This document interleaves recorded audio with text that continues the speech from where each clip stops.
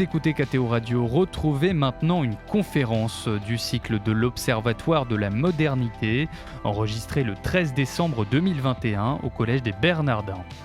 Catherine Larère, philosophe spécialiste de la pensée de Montesquieu et de l'éthique de l'environnement, répond à la question « Le catastrophisme empêche-t-il l'action ?»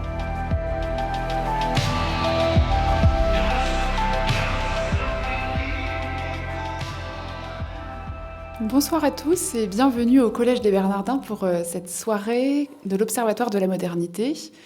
Donc, comme vous le savez peut-être, si vous faites partie des fidèles auditeurs donc de ces soirées de l'Observatoire, notre cycle de conférences est consacré cette année au grand retour de la fin des temps.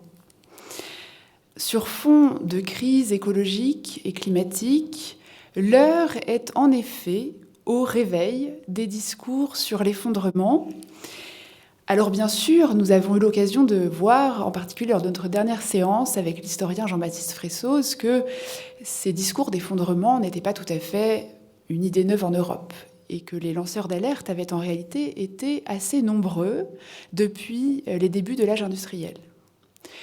Malgré tout, et même s'il est évidemment nécessaire de prendre cette hauteur historique, nous devons quand même reconnaître que l'heure est particulièrement aujourd'hui à la prolifération des discours catastrophistes. Alors, face à cette catastrophe imminente, on pourrait dire que des attitudes et des sentiments très variés sont suscités. Attitudes et sentiments qui pourraient aller, par exemple, du survivalisme pour lequel il faudrait veiller chacun à sauver sa peau devant la catastrophe qui vient, jusqu'aux différentes facettes de ce qu'on appelle aujourd'hui l'éco-anxiété ou encore la dépression verte. Quelle que soit la palette des sentiments qu'anime donc cette catastrophe, ce que l'on peut reconnaître en tout cas, c'est que la prise de conscience de cette instabilité climatique, le spectacle des catastrophes qui se produisent, l'idée aussi de plus en plus répandue que nous aurions perdu le contrôle de notre monde, tout ceci ne pousse pas nécessairement à l'action et parfois même nourrit une forme de fatalisme résigné quand il ne s'agit pas, pour reprendre encore une fois une expression que nous avons utilisée avec notre invité précédent, Jean-Baptiste Fressoz, une appréhension joyeuse de l'apocalypse, finalement heureux d'en avoir enfin pris conscience. Donc il y aurait une forme d'attitude qui consisterait à dire « après moi le déluge » et ainsi on pourrait considérer qu'à l'inaction climato-sceptique d'il y a quelques années aurait succédé finalement une inaction effondriste. Alors le catastrophisme empêche-t-il l'action ? Marque-t-il même finalement la sortie de l'action collective et politique ? La politique en viendrait-elle à céder la place à une forme peut-être de développement personnel ? Ce sont ces questions que nous allons évoquer ce soir et pour cela nous avons le plaisir d'accueillir Catherine Larère qui nous fait donc l'honneur de sa présence. Donc Catherine Larère, vous êtes professeure émérite de l'Université Paris 1 Panthéon-Sorbonne et spécialiste de Montesquieu. Vous êtes aussi spécialiste, et c'est plutôt à ce titre que nous allons vous entendre ce soir, de philosophie environnementale.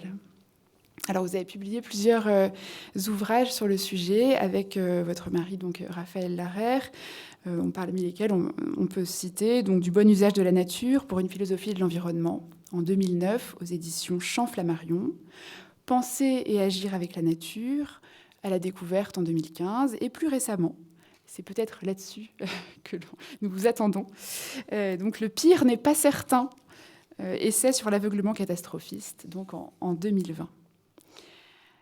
Alors, Catherine Larère, quel diagnostic poser donc sur les discours catastrophistes ? Comment discerner pour éviter l'aveuglement ? Si le pire n'est pas certain, c'est plutôt une bonne nouvelle. Et est-ce la fin de la politique ou au contraire, faut-il plus que jamais mettre l'accent sur l'action collective ? Donc, merci. Merci beaucoup, merci de cette présentation. Bonsoir à tous et je suis ravie de me trouver dans ce lieu que je ne vois pas beaucoup, mais le peu que j'ai vu, c'est très beau. Le catastrophisme empêche-t-il l'action ?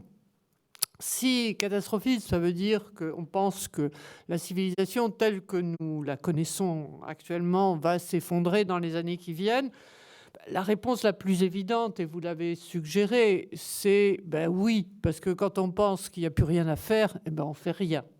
Pourtant, si on interroge ceux qui défendent cette conception, ceux qu'on appelle les collapsologues, ils vous diront que non, pas du tout, ça n'empêche pas du tout l'action. Pourquoi ?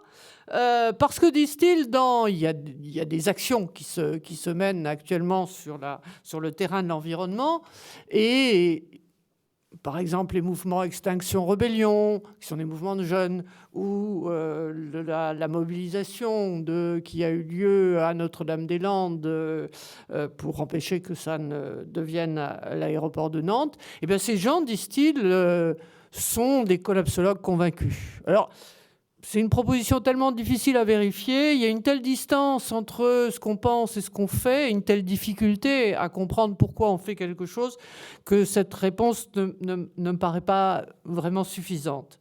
Et donc, je crois qu'il y a des questions préalables à poser avant de répondre oui ou non à la question « Le catastrophisme empêche-t-il l'action ?» D'abord, il faut savoir de quelle catastrophe il s'agit.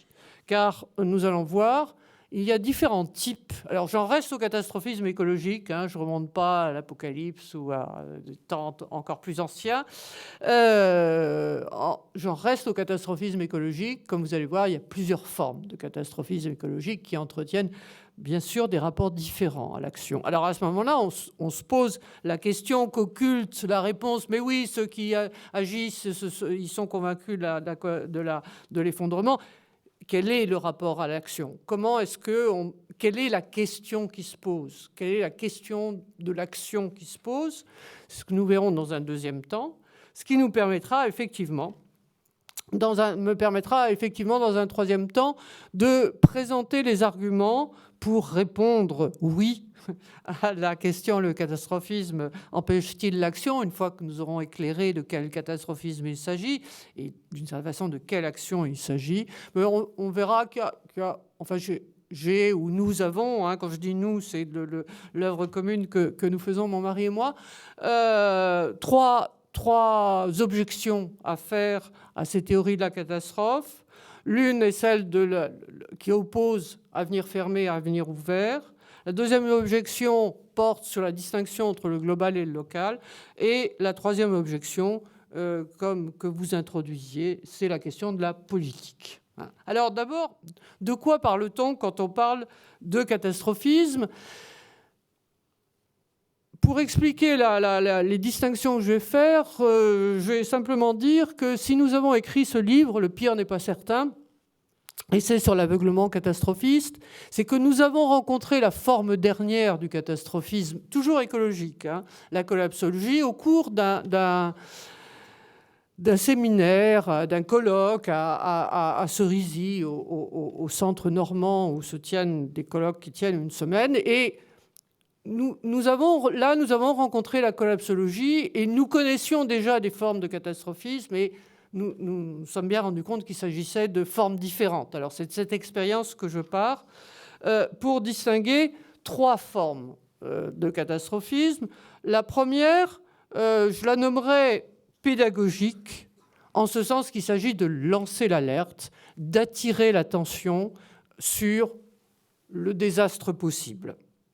Et ça a été ça depuis le début des années 70, la démarche fréquente des scientifiques. On citera simplement ce qui est sans doute une première alerte, celle que lance en 1971 à partir d'une conférence qui s'était tenue à Menton et qui avait été de scientifiques et qui avait été réunie par l'ONU, et le journal de l'UNESCO publie un appel ainsi avec le titre suivant: 2200 scientifiques s'adressent aux 3,5 milliards de terriens.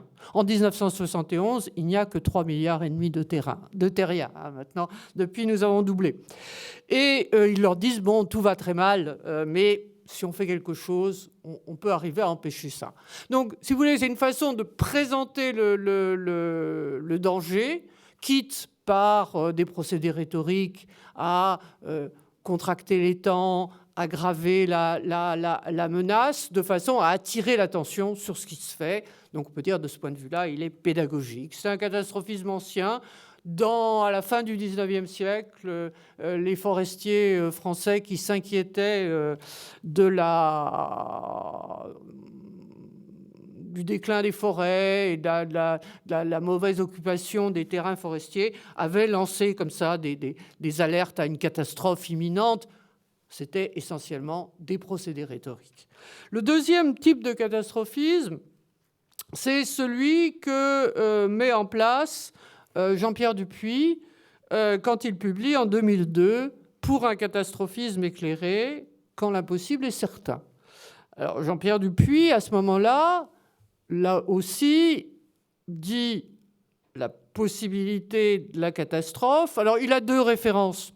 Il a, et ça fait un moment déjà qu'il travaille dessus, il a la guerre froide, la menace nucléaire, la menace d'une guerre nucléaire, et le fait qu'elle a été évitée. Enfin, qu'elle n'a pas eu lieu. Et puis, il y a en 2002 les menaces écologiques qui sont de plus en plus claires, changement climatique, érosion de la biodiversité, etc. À quoi s'ajoute 2001, c'est la destruction des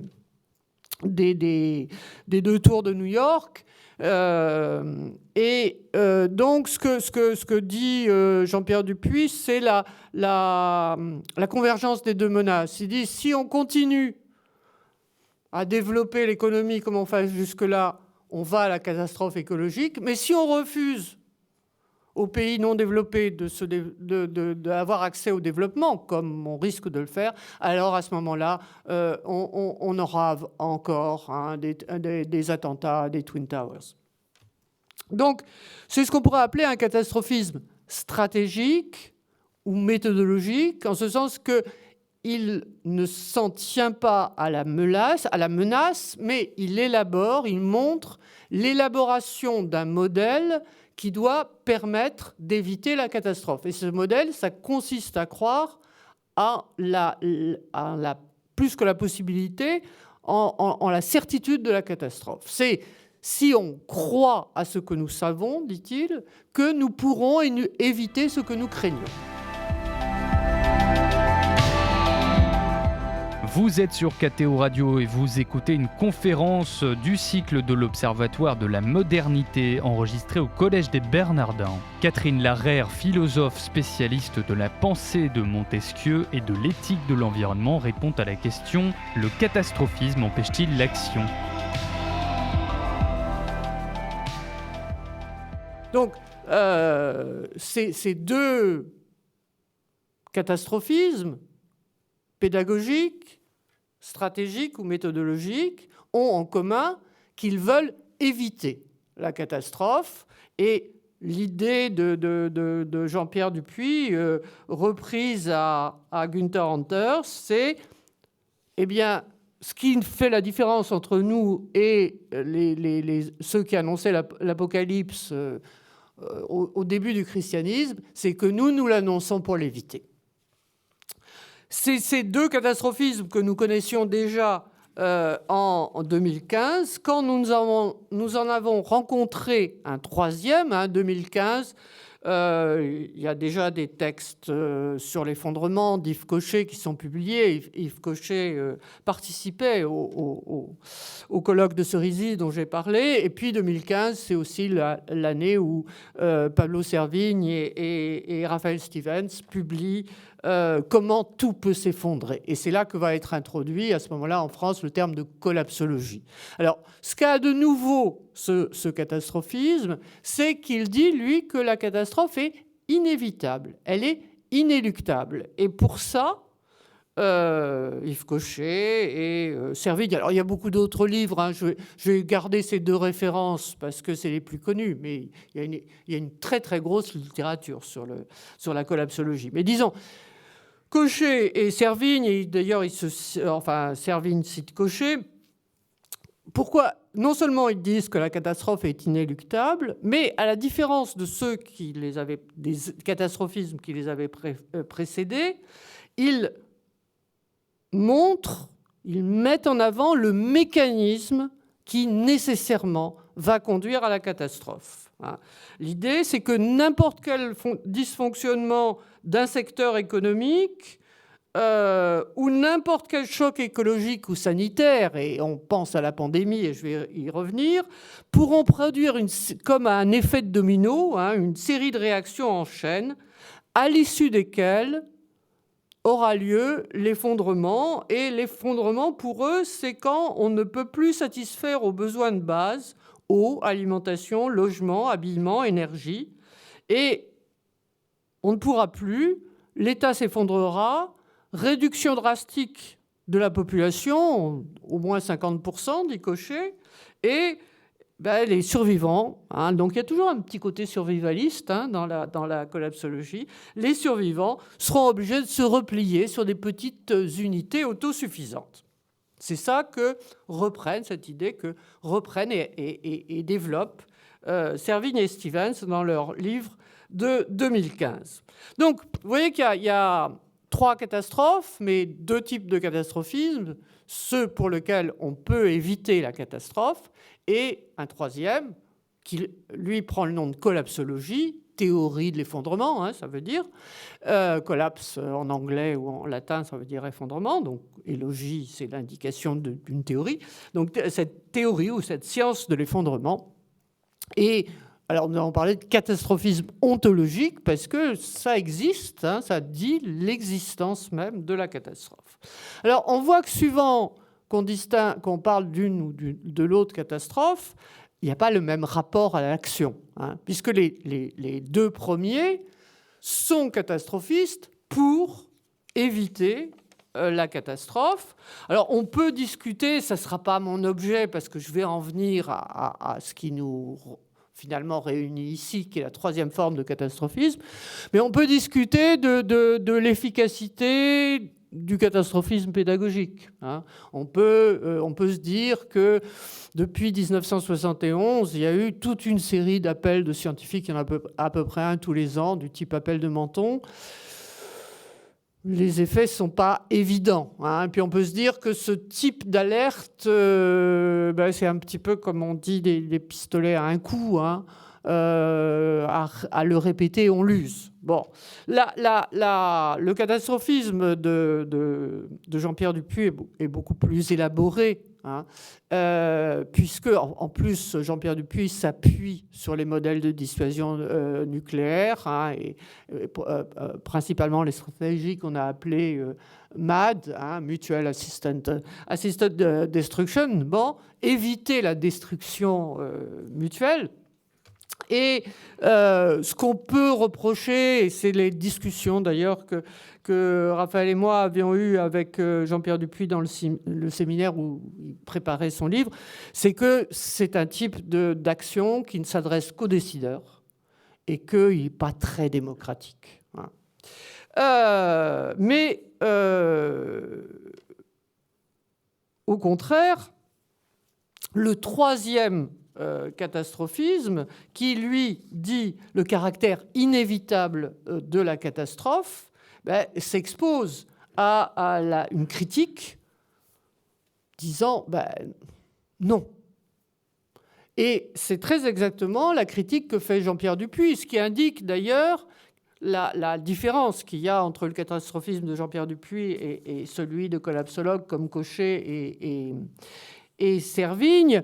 Dupuy a été assez furieux finalement de l'apparition de cette collapsologie parce que les collapsologues prétendaient s'inspirer de lui et il a répondu que non. Alors pourquoi ? Quels sont ses arguments ? Que non, donc que la collapsologie, du fait même de ses défauts internes, ne pouvait pas conduire à l'action. Alors, il a, disons, 2 arguments. Bon, le premier vise le type d'explication. que présentent les collapsologues. Comme je vous l'ai dit, ce qui fait la nouveauté aussi de la collapsologie, c'est qu'on présente un mécanisme d'enchaînement qui doit conduire à l'effondrement. Type, je vous ai dit, pandémie. Alors on a vu effectivement l'épidémie se répandre très très vite. Et à ce moment-là, d'ailleurs, Yves Cochet, interrogé par Le Monde en avril 2020, dit « Oh ben, mes copains collapsologues et moi, on se téléphone et on s'est dit « Ah ben, on ne croirait pas que ça viendrait aussi vite. » Bon, donc il y a une sorte de satisfaction. Ça confirme ce qu'il disait. L'argument à la base qu'avancent les collapsologues, à la base de ce mécanisme, c'est que plus un système est connecté, plus il est fragile. Et c'est un peu ce qu'on a vu avec la pandémie. Si la pandémie s'est répandue si vite, c'est que son trajet d'expansion, c'est celui des réseaux aériens. Elle va aussi vite que les avions. Les virus ne prennent pas l'avion tout seuls, mais ils montent sur des gens qui prennent l'avion. Et donc, plus un système est complexe, plus il est connecté, plus il est fragile. Et, disent les collapsologues, plus il est condamné à l'effondrement. Et Jean-Pierre Dupuy répond non, parce qu'un système complexe n'est pas seulement connecté, donc fragile, il est aussi résilient, parce qu'il est connecté de façon extrêmement différenciée. Il y a des plaques tournantes, des hubs, comme on dit. Si la plaque tournante tombe, effectivement, beaucoup de choses s'effondrent, mais il y a des nœuds beaucoup moins stratégiques, pourrait-on dire, et ils peuvent être atteints sans que tout s'effondre. Je continue l'exemple de la pandémie. Oui, elle s'est répandue à toute vitesse, mais de façon très différenciée, et ça ne s'est pas effondré. Ça ne va pas bien, mais ça ne s'est pas effondré. Donc, à partir de là, Jean-Pierre Dupuy dit, eh bien, tel que vous annoncez la collapsologie comme nécessaire, elle ne peut pas pousser à agir. Parce que si on vous prend au sérieux, dit-il, et si les décideurs en particulier vous prennent au sérieux, si, comme le dit Cochet, l'effondrement est sûr pour 2030, en 2030, il n'y aura plus aucune action, puisqu'on sait que ça va s'effondrer. Et par récursivité, on ne fera plus rien dès maintenant. Si, d'autre part, on ne peut pas, ce qui est plutôt la position de gens comme Servigne, on ne peut pas prévoir l'effondrement, mais on sait qu'il est certain, mais on ne sait pas quand il va arriver. Et on n'a aucun moyen de le savoir, à ce moment-là, la meilleure attitude, c'est de ne rien faire. Et donc, ça donne la critique particulièrement aiguë que fait Jean-Pierre Dupuy à la collapsologie. Il dit, au lieu de faire, vous prétendez que ou bien il y a du business as usual, de la gestion ignorante, le déni volontaire, ou bien le seul moyen d'éviter ça, c'est la collapsologie. Eh bien, dit Jean-Pierre Dupuy, finalement, dans les deux cas, que ce soit le cas du déni de Trump ou de Bolsonaro, de gens comme ça, ou simplement de gestionnaires qui disent on y arrivera toujours, ou que ce soit le cas des collapsologues qui disent la catastrophe arrive, je cite Jean-Pierre Dupuy, tant les catastrophistes mortifères que les aveugles satisfaits d'eux-mêmes accélèrent la marche vers l'abîme. Donc dans les deux cas, c'est une prophétie autoréalisatrice, par ignorance, ou là, pour les collapsologues, c'est une prophétie autoréalisatrice. Alors, on pourrait s'arrêter là. Mais je crois qu'on n'aurait pas répondu à la question. Parce que ce que montre, à mon avis, la critique de Jean-Pierre Dupuy, c'est que tout le logis de la collapsologie, tout le logos de la collapsologie, l'édifice rationnel qui se prétend scientifique, construit, ces mécanismes, etc., ça ne tient pas. Ça ne tient pas. Alors, ça ne tient pas particulièrement quand on prend le type de catastrophisme de Cochet qui vous dit c'est possible dès 2020, c'est très probable en 2025 et c'est inévitable en 2030. À 1 ou 2 ans près, corrige-t-il, mais vous voyez qu'il avait prévu que ça pouvait aussi être plus tôt que l'on ne pensait. Bon, ça ne tient pas. L'idée d'une catastrophe, d'un effondrement qui soit à la fois global, donc instantané, simultané, et tel qu'il n'y ait aucun retour en arrière possible, c'est une idée qui ne tient tout simplement pas. Et donc, de là, on peut dire effectivement le pire n'est pas certain. Les systèmes complexes, ce qui les caractérise, et c'est ce que montre Jean-Pierre Dupuy, les systèmes complexes sont imprévisibles. Donc toute affirmation selon laquelle le pire est certain n'est pas une proposition rationnelle. Et c'est ça que montre Jean-Pierre Dupuy.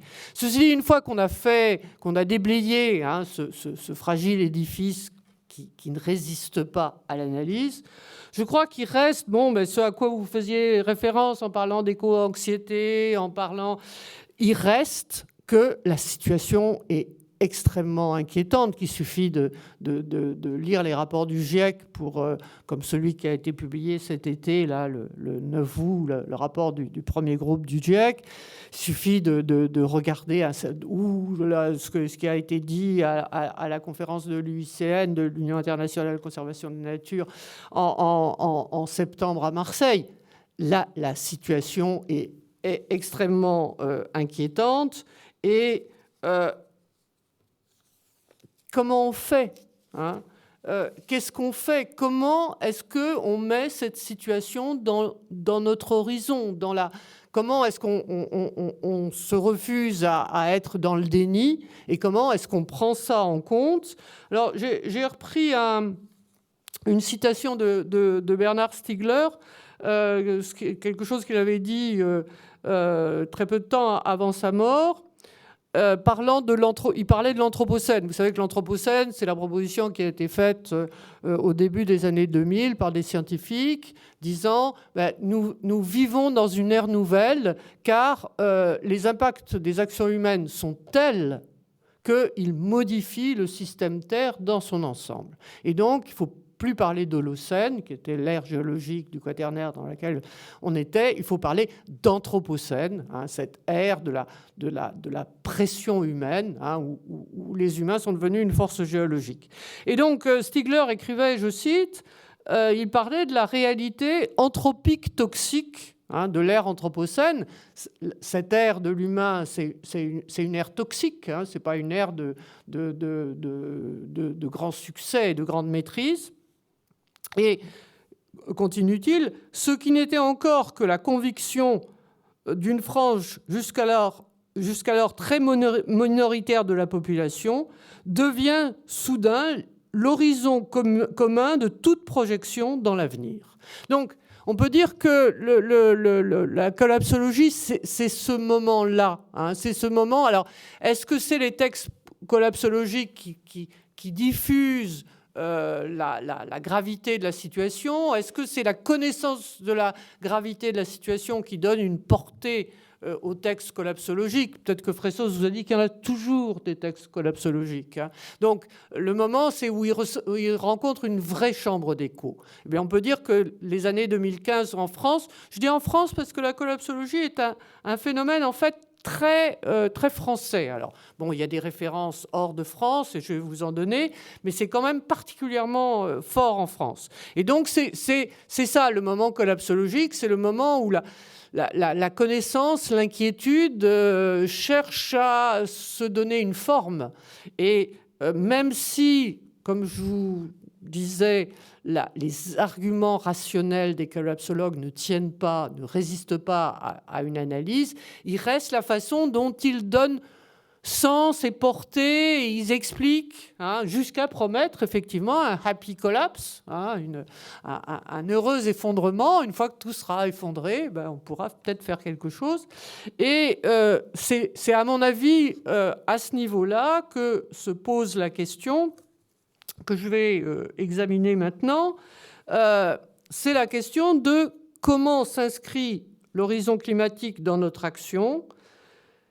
Et si tout peut s'effondrer, quelle action ça permet et qu'est-ce que ça représente comme interdiction d'une autre action?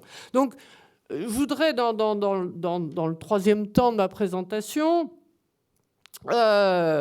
présenter les arguments que, dans Le pire n'est pas certain, nous opposons à la collapsologie, mais qui ne sont pas des arguments, je dirais, formels comme ceux que j'ai évoqués jusque-là, mais qui se placent, du moins je vais essayer de le faire, se placent sur le terrain même de l'action. Et c'est là que donc, je voudrais développer les trois arguments que j'ai annoncés. Le premier, d'opposer vision fermée, vision ouverte. Le deuxième, de voir le rapport entre le global et le local. Et le troisième, donc, d'en venir au moment politique.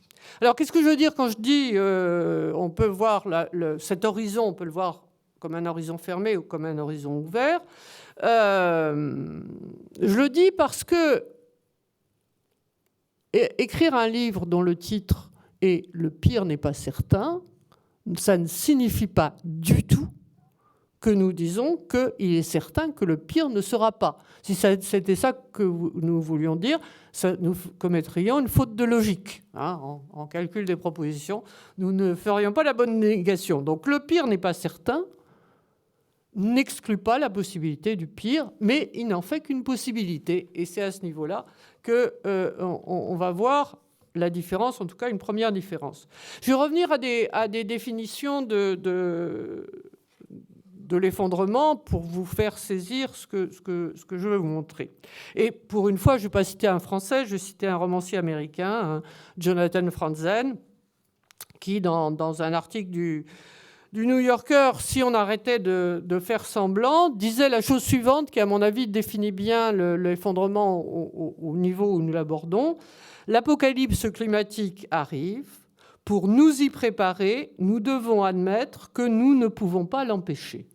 C'est une pétition de principe, d'une certaine façon, ou un raisonnement circulaire. Pour pouvoir agir vis-à-vis de l'effondrement, il faut en admettre la nécessité. Et vous trouvez la même chose, la même idée, le même raisonnement circulaire qui se clôt sur lui-même dans une tribune publiée dans Le Monde le 10 décembre 2020, donc il y a un an, à peu de jours près, et signée, entre autres choses, par Servigne, mais aussi par pas mal d'autres gens. Et vous voyez le même type de raisonnement. Le titre de la tribune, c'était, je cite, « Que les décideurs politiques ouvrent le débat sur l'effondrement de la société ». Moi, je dis ça, je dis, ben oui, moi je suis prête à débattre de l'effondrement, c'est ce que je suis en train de faire ici. Mais la phrase continue, donc que les décideurs politiques ouvrent le débat sur l'effondrement de la société pour que nous puissions commencer à nous y préparer. Autrement dit, débattre sur l'effondrement, c'est admettre l'inévitabilité de l'effondrement. C'est ce que j'appelle un horizon fermé. On ne peut faire quelque chose que dans la certitude de l'effondrement. Autrement dit, il n'y a pas d'alternative à l'effondrement. À l'inverse, dire, je répète, le pire n'est pas certain, c'est pas du tout dire il est certain que le pire ne sera pas, mais c'est dire que le pire est impossible parmi d'autres, et c'est donc rouvrir les possibles. Et d'où, si vous voulez, sur la référence, les systèmes connectés sont fragiles, mais résilients.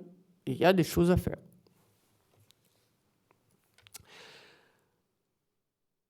Deuxième point, sur le global et le local, là encore, je reviens au titre, à notre titre et à son interprétation. Le pire n'est pas certain, ne signifie pas, il est certain que le pire ne sera pas, mais comme je vous l'ai dit, la catastrophe à la cocher, globale, instantanée, simultanée, sans retour en arrière possible, bon, c'est de l'ordre du, peut-être pas complètement de l'impossible, mais du très, très, très improbable. Donc, l'idée que je vais argumenter là, c'est que la catastrophe, l'effondrement, alors il peut être soit instantané, coché, soit se répartir, se diluer sur une longue période, c'est toujours l'effondrement. Donc à l'effondrement, à la catastrophe, nous opposons les catastrophes, et ça oblige à passer du global au local. Alors, le global, si vous regardez les livres de Servigne ou de Cochet, vous verrez qu'il y a quantité de notes, il y a des renvois à des articles de Nature ou de Science ou des rapports du GIEC. Tous ces renvois restent à un niveau global. Et les collapsologues donc, ne se situent qu'à l'échelle planétaire. Et ce qu'on peut dire, c'est qu'à cette échelle, bon, j'ai cité les rapports du GIEC, les rapports de l'IPBES, de l'organisme qui correspond pour la biodiversité au GIEC pour le climat, donc d'observation globale du climat. Et donc, tous ces chiffres sont des chiffres globaux. Et je vous dis, à s'en tenir là, il y a effectivement de quoi être assez désespéré, plus qu'anxieux. L'anxiété à côté, c'est un état presque agréable. Bon. Pourquoi ? Parce que je dirais que le niveau global, c'est un excellent niveau pour lancer l'alerte. D'où l'alerte, l'appel de Menton et tous ceux qui ont suivi. Tous ces chiffres permettent... Finalement, on revient au catastrophisme pédagogique d'une certaine façon. On revient à une série de chiffres qui font un effet, qui impressionne. Et je vous invite, vous les avez sans doute vus, à aller voir ces séries de courbes qui sont toutes, on appelle en crosse de hockey, qui démarrent presque asymptotiques, puisqu'ils se mettent à monter, et montent ensuite verticalement, qui sont les courbes de tout. C'est l'augmentation de la population, c'est l'augmentation des populations, c'est l'augmentation des pollutions, c'est l'augmentation de la température, c'est l'augmentation, c'est la croissance, c'est tout ce que vous voulez. Et c'est comme un tableau, au niveau de l'action rhétorique, de l'effondrement à venir. Vous êtes sur KTO Radio et vous écoutez une conférence du cycle de l'Observatoire de la modernité enregistrée au Collège des Bernardins. Catherine Larère, philosophe spécialiste de la pensée de Montesquieu et de l'éthique de l'environnement, répond à la question « Le catastrophisme empêche-t-il l'action ?» Le niveau global et le niveau de l'inquiétude, c'est aussi le niveau où on éprouve une impuissance, peut-être pas totale, mais quand même assez grave. C'est-à-dire que ces chiffres vont vous permettre de rapprocher la hausse constante, avec quelques baisses, mais qui ne sont pas dues à des volontés de baisse, la hausse constante des émissions de gaz à effet de serre. Si ça c'est en 2020, il y en a eu moins, c'est pas parce qu'on s'est mis à contrôler la production, c'est que la production s'est arrêtée pour cause de pandémie. Et même chose en 2008 avec la crise financière. Donc, on voit que y a beau avoir des alertes, il y a beau avoir des réunions de ces conférences des parties qui se réunissent tous les ans pour appliquer la Convention cadre sur le climat, les COP, comme on dit, et puis rien ne se produit. On pourrait montrer la même chose sur la biodiversité. Donc, à voir ça, on a un sentiment d'impuissance. Et quand je parlais du moment collapsologique, comme le moment où de plus en plus de gens se rendent compte que l'horizon est assez bouché, le sentiment d'impuissance est un des éléments de ce paysage de la pensée. Hein, et beaucoup de collapsologues le sont devenus par constatation de leur impuissance. Hein, et on peut dire ça de Yves Cochet, qui a été ministre de l'Environnement, et puis qui 10 ans après, dit « ben non, tout est foutu, on n'échappera pas à l'effondrement ». Donc, or, continuons, le niveau global, c'est très précisément le niveau d'une impuissance, parce que, je vous dis, au niveau de la connaissance, on sait les manques, mais on ne connaît pas la précision qui permet d'agir. Hein, on a une connaissance globale du climat, mais on ne sait pas région par région ce qu'il en est de l'élévation du niveau de la mer, de la fonte des glaces ou de choses de ce genre. Il faut sortir du global. Et surtout, au niveau politique, hein, il y a des COP, hein, il y a des accords de Paris, il y a des accords de Kyoto, puis des accords de Paris, mais c'est toujours redit, ils n'ont aucune force obligatoire, parce que, et à mon avis, il faut s'en réjouir, il n'y a pas de gouvernement, il serait despotique s'il y avait un gouvernement du monde, mais il n'y a pas de gouvernement du monde pour imposer l'obligation de respecter les engagements, et les États pensent à autre chose. Donc tant qu'on en reste au niveau global, je dirais la collapsologie fleurit. Elle est simplement la mise en récit d'un ensemble de données qui séparément ne veulent rien dire, mais on adhère mieux à un récit qu'à une somme de chiffres, et ce récit, c'est l'effondrement. Et je vous dis, cette image des courbes qui montent, c'est une représentation graphique, c'est ça la rhétorique, hein, c'est une représentation graphique du sort abominable qui nous attend.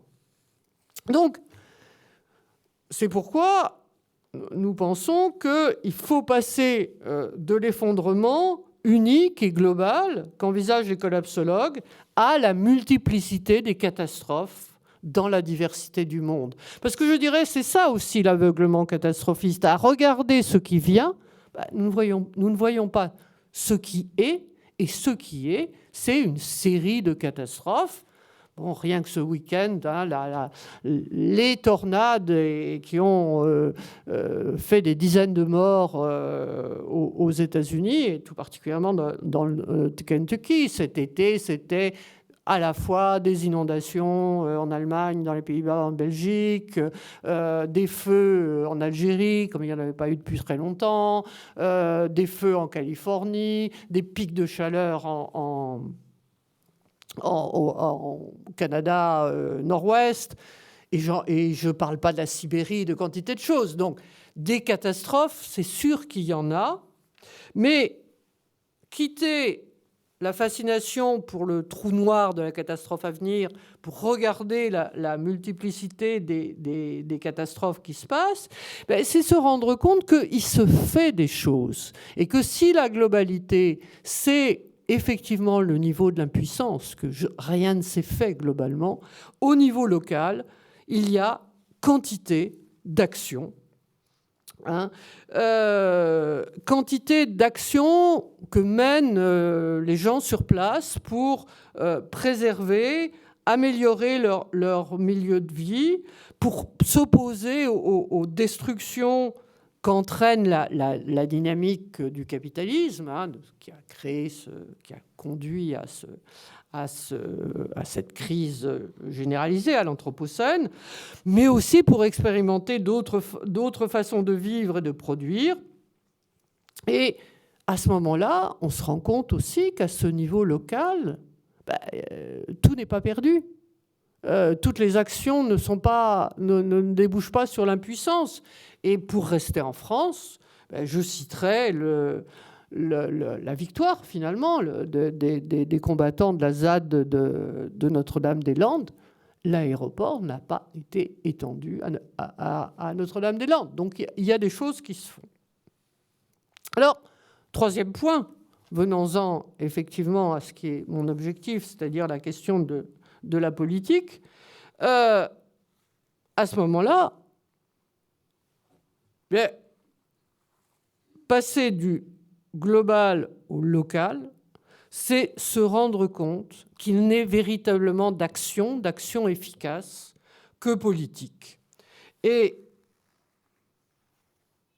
c'est se rendre compte que l'action ne peut se penser que dans un cadre politique et que les textes, que ce soit les petites communautés de cochers ou le happy collapse, l'effondrement heureux de Servigne, Stevens et Chappell, toutes ces présentations de ce que pourrait être une après-catastrophe, un après-effondrement, font l'impasse sur deux points qui sont pourtant deux éléments sans lesquels il n'y a pas d'action politique.